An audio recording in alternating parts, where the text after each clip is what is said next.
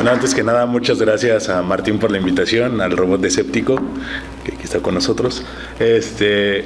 Y bueno, la charla del día de hoy la titulé 1000 maneras de morir, 666, no vacunar a tu hijo, un poco haciendo alusión al programa que seguramente todos habrán visto en algún momento. Y antes de continuar, justo quisiera como subrayar un poco más de dónde vengo y de qué formo parte, que es el grupo ADN Aprende y Descubre la Naturaleza, que es un grupo de divulgación científica, que básicamente hacemos talleres de divulgación científica para todas las edades. También damos conferencias, tenemos cursos para profesores, cursos para otros talleristas, y bueno, ya llevamos haciendo este trabajo desde hace 5 años como colectivo independiente que no recibe aportaciones de universidades o algo así, pero pues que lo hacemos de manera altruista y que estamos constantemente comprometidos participando en muchos eventos de divulgación. Y bueno, aquí les dejo algunas redes sociales en las que pueden seguirnos, el trabajo que realizamos. Y bueno, aparte de eso, trabajo en la Academia Mexicana de Ciencias, en la revista Ciencia, que si alguien no la conoce, igual puede seguirnos en Twitter o en Facebook para conocer un poco más. Hay un montón de artículos que también creo que pueden servir mucho para la reflexión en cuanto a pseudociencias, a Carl Sagan, el papel de la astronomía en la vida cotidiana. Entonces ahí los invito a que nos sigan. Bueno, la charla del día de hoy justo vamos a empezar hablando sobre vacunas, y me gustaría saber si alguien de ustedes, que yo creo que no, ¿alguien de ustedes no está vacunado? Bueno, o su plan básico de vacunas. ¿Y por qué no te has vacunado? ¿Es una decisión propia o fue una decisión de tus papás? A las vacunas. No, nada más a las medicinas. Perdí mis oídos por el antibiótico. Ok, va. Y a raíz de eso no pueden vacunarme. Pero no es una decisión que hayas tomado tú por no quererte vacunar. Perdí los oídos. Muy bien, ok.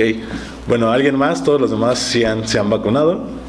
Ok, bueno, el movimiento antivacunas no es un movimiento como tan establecido en México, afortunadamente, pero pues sí es un movimiento que tiene adeptos, bueno, y suma adeptos a lo largo del tiempo en nuestro país, pero sí es muy fuerte en otros continentes, como por ejemplo en Europa, ¿no? Tiene un gran número de adeptos el movimiento antivacunas y en Estados Unidos. Entonces, vamos a iniciar justo por saber de dónde viene el mote de las vacunas, que empieza con Edward Jenner, quien empezó a hacer las primeras vacunas y justo utilizó vacas para poder realizar estas vacunas. ¿Cómo es que utilizó vacas para poder hacerlas?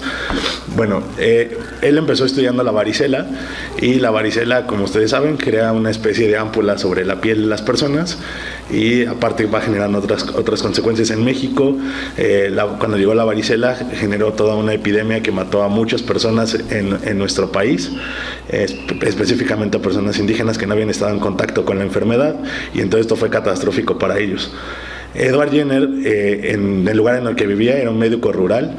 Lo que vio es que pues había mucha gente que estaba contagiada de esta enfermedad, y trató de buscar una cura para poder ayudar a estas personas, y a la conclusión a la que llegó haciendo diversas observaciones fue que había otro tipo de esta enfermedad, pero que se contagiaba a la gente cuando estaba ordeñando a las vacas. Entonces cuando ordeñabas a las vacas, las ámpulas aparecían generalmente en las manos o en los brazos, y entonces estas personas, era una enfermedad muy parecida a la humana, pero no se transmitía de humano a humano, sino solamente de la vaca al humano. Entonces lo que se le ocurrió a él fue utilizar las ámpulas de una de las que estaba ordeñando, que no sé para qué estoy explicando aquí si tengo la imagen acá adelante. Fue utilizar de Sarah Nels, contrajo la viruela bovina mientras ordenaba a su vaca, que se llamaba Blossom. Y había un pequeño niño que se llamaba James Phipps. Bueno, él lo inoculó, que quiere decir que inocular es como inyectar esa sustancia que tenía sobre las ámpulas esta persona que estaba ordeñando las vacas, y desarrolló la enfermedad de la viruela bovina. Y después lo que hizo Jenner para poder contrastar si realmente lo que había hecho había funcionado fue exponer a este niño a la viruela humana, y lo que sucedió es que no se infectó, ¿no? Se estaba protegido completamente. Entonces, a partir de esto, Jenner empieza como a producir o a inocular a las personas de manera masiva, y incluso fue muy respetado, fue un médico muy respetado. Se dice por ahí que incluso le pidió a Napoleón Bonaparte que liberara a algunos presos políticos, y lo hizo porque no le podía negar nada a Edward Jenner, ¿no? O sea, fue muy reconocido en su época y fue muy avanzado a su época. Con el paso del tiempo, pues fue muy avanzada a su época, pero también fue muy criticado. Esta es una viñeta satírica sobre el descubrimiento de las vacunas. Bueno, de hecho, justo el nombre de las vacunas viene por el hecho de que fuera obtenida a partir de las vacas. Y la gente creía que si se inyectaba estas ámpulas o estos restos de ámpulas de la viruela de las vacas, pues lo que iba a suceder es que te iban a crecer ubres sobre donde te la habían inyectado, o que ibas a vomitar vacas, ¿no? De hecho, hay gente que está vomitando vacas como si le hubieran nacido vacas al interior del cuerpo. Entonces no se libró de la sátira de aquellos tiempos. Bueno, algunos otros que realizaron vacunas a lo largo del tiempo, que ahorita no los puse aquí por el tiempo, fue Pasteur, por ejemplo, que hizo la vacuna contra la rabia y fue muy conocido por eso. Algunos dicen que fue un poco antiético la forma en la que lo realizó, al exponer a un niño a las sustancias. Pero bueno, a lo largo del tiempo se han ido perfeccionando las vacunas, y a quien quiero recordar en esta posada escéptica es a Maurice Hilleman, que trabajaba en los laboratorios Merck, y en los años 60 su hija contrajo, si no recuerdo bien, fue paperas. Y bueno, las paperas, como ustedes sabrán, pues actualmente hubo un brote de paperas muy grande en la UNAM. De hecho, todo el mundo andaba enfermo de paperas en la UNAM, pero pues generalmente todos estamos como con la vacuna y no nos pega tan fuerte. Pero en la antigüedad, cuando no había una vacuna para las paperas, pegaba muy fuerte, la gente llegaba a perder el oído, incluso los hombres podían llegar a perder la movilidad de los testículos y quedar infértiles. Entonces era un problema muy grave las paperas. A la hija de Maurice le da paperas, y en una de las noches, él, estando como ya muy pues desesperado por lo que está sucediendo y a la vez siendo laboratorista, toma una muestra de las úlceras que tiene en la garganta su hija y las toma para tratar de ver si puede hacer algo con ellas. Y entonces, a partir de esto, desarrolla toda una vacuna contra las paperas que va a dar lugar a la vacuna triple viral, que no sé si han escuchado hablar de ella. Y bueno, esta vacuna triple viral se empezó a comercializar, empezó a llegar a diversas partes del mundo, a diversos países, estaba dentro de los esquemas de vacunación, pero en los años 90 aparece un artículo que empieza a desprestigiar a esta vacuna. Y el principal de este artículo es Andrew Wakefield, que bueno, no fue el único que firmó, digamos, el artículo. Había más de 12 personas que estaban respaldando este artículo junto con él.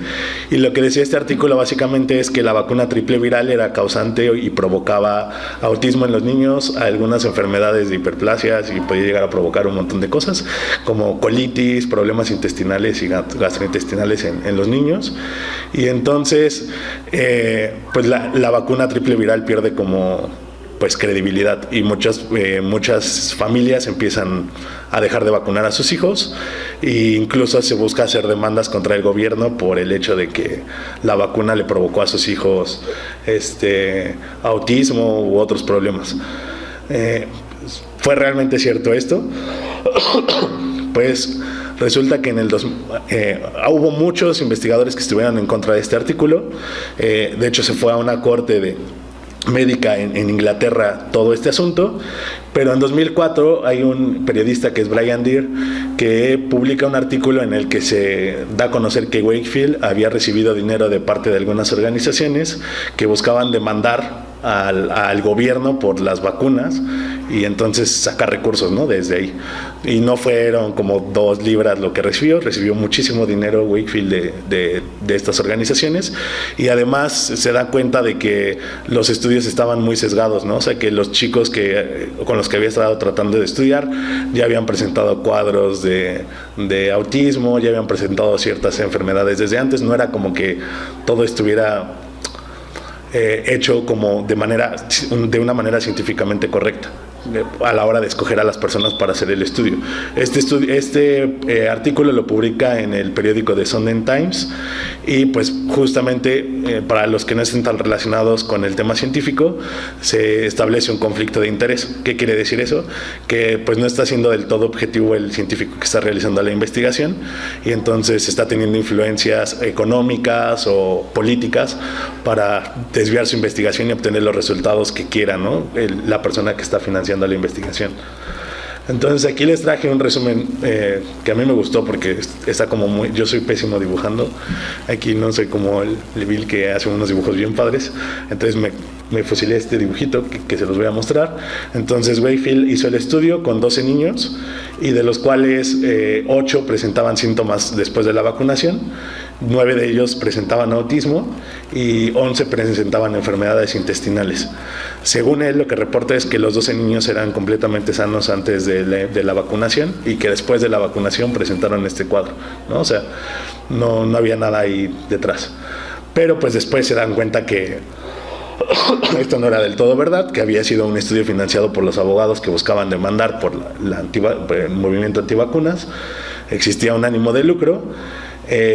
Aquí no está puesto, pero también se publicó con esta investigación que hizo el periodista que Wakefield estaba trabajando en una vacuna contra la rubiola, no recuerdo si era la rubiola o el sarampión, pero era una dosis única. Entonces lo que él promovía o lo que decía al final en sus conclusiones del artículo es que en lugar de vacunarse con la vacuna triple viral, era mejor vacunarse 3 veces diferentes para cada una de esas enfermedades. Casualmente él tenía una de las individuales, ¿no?, para poderse vacunar. Entonces había como todo un conflicto de interés detrás. Los datos habían sido manipulados deliberadamente. Incluso se hicieron algunas pruebas en los intestinos de algunos de los chicos que estaban presentes. ¿Para qué? Para buscar el virus, que si el virus estaba presente, entonces el virus había provocado cierta enfermedad. Y las pruebas, alguno de los estudiantes de Wakefield aseguró que no, en realidad no habían encontrado el virus, cuando en el estudio se reporta que sí se había encontrado. E incluso en estudios posteriores con otros grupos chinos que también eran antivacunas, también habían publicado que había habido muestras del virus en los pacientes.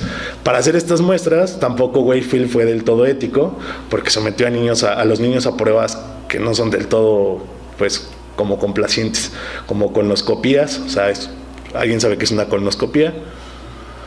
No es del todo grata. Se mete un tubo por el ano, bueno, el recto, y se estudia la parte trasera. Y hubo incluso un niño que resultó con rasgaduras después de la colonoscopía. A otros se les hicieron punciones lumbares. Entonces también no son del todo gratas esos tipos de estudios, y todo esto lo hizo sin someterlo a un comité de bioética. Entonces no fue del todo ético, ¿no?, y moral con las personas, o sea, engañando también un poco a las personas a los estudios que iba a realizar.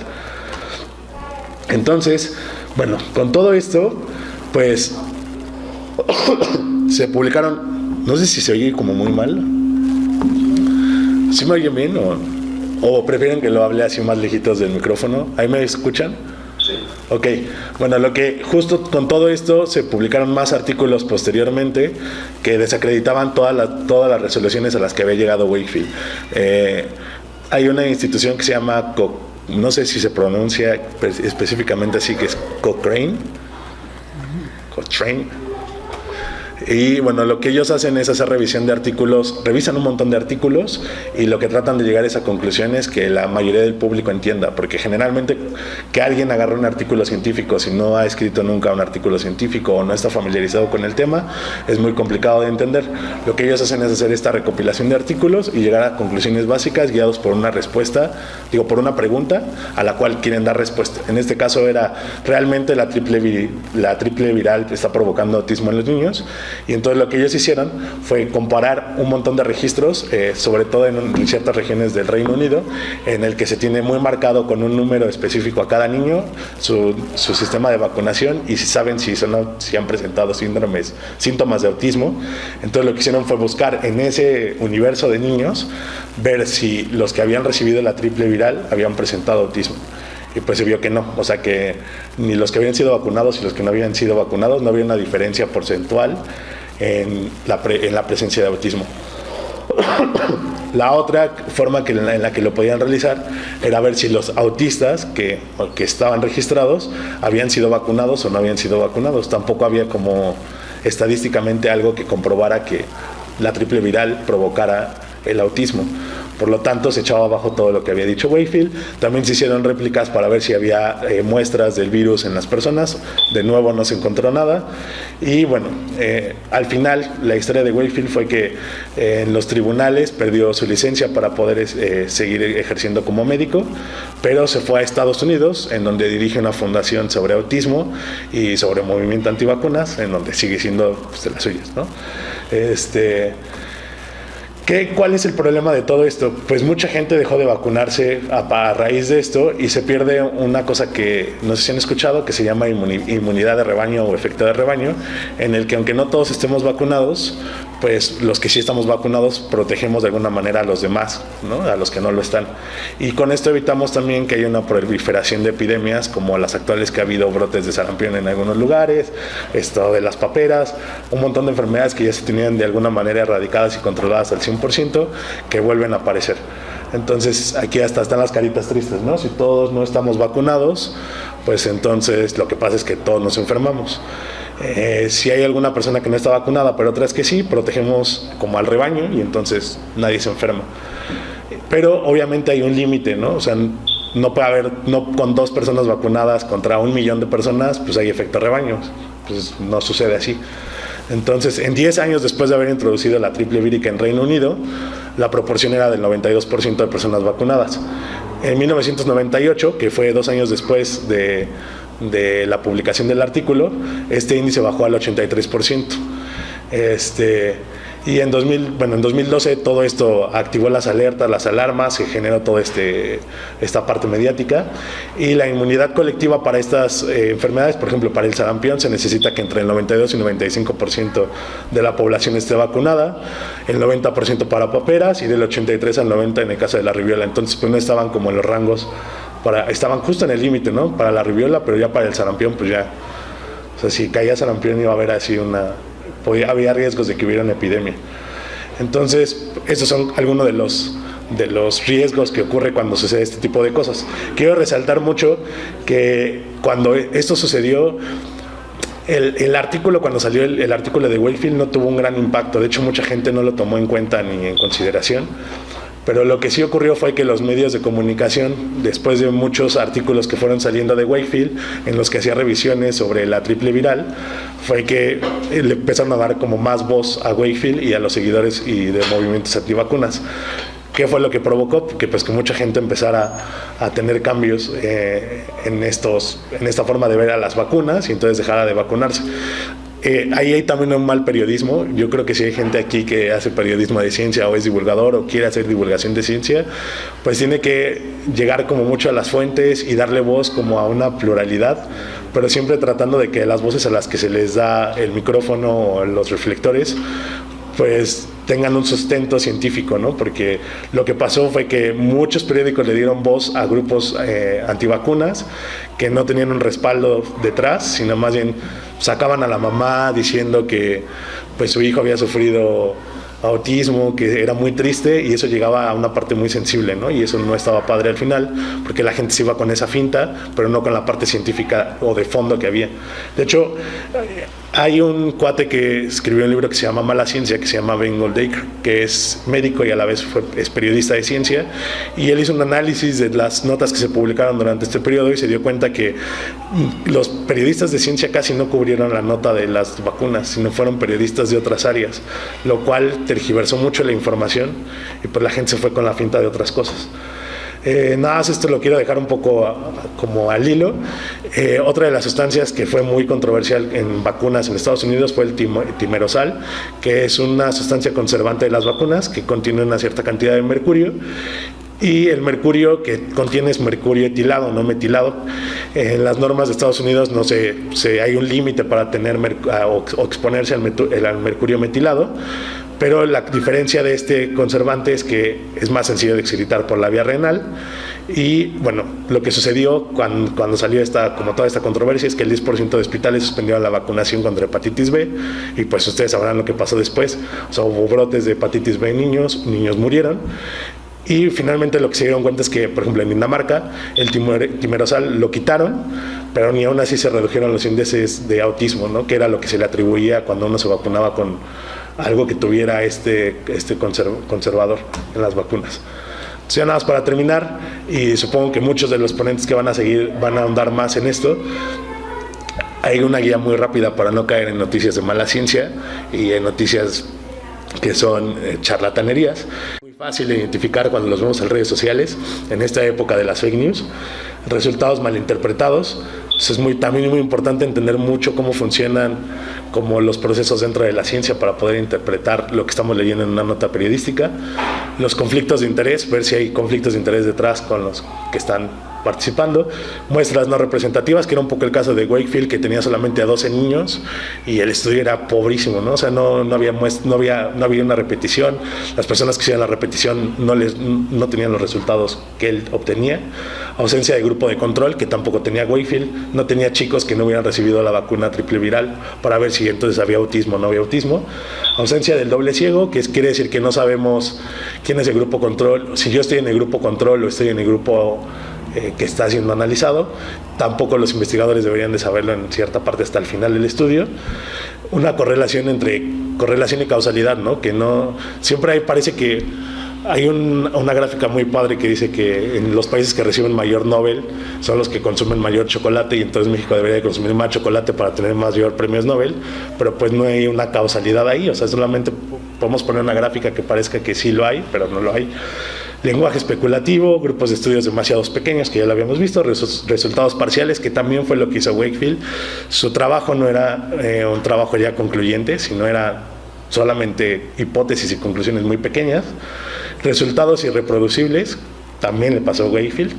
Y publicaciones y referencias, que aunque lo publiques en una revista muy padre, a lo mejor pues no es del todo cierto, ¿no? O sea, no hay que irnos con la finta de que todos los artículos, porque estén publicados en una revista padre, quiere decir que están al 100%. Ya han pasado muchos artículos que se retractan de lo que han publicado, aunque haya sido Nature o Science, ¿no? Y bueno, finalmente eso sería todo. Espero que les haya gustado y seguimos con la posada escéptica.